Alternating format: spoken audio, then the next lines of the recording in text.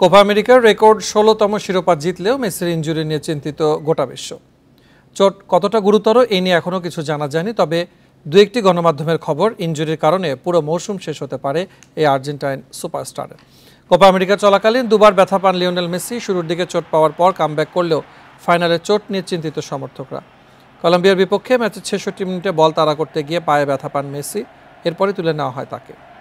আপাতত আর্জেন্টিনার কোনো খেলা না থাকায় মেসির ইনজুরি মূলত ইন্টার মিয়ামির জন্য চিন্তার কারণ।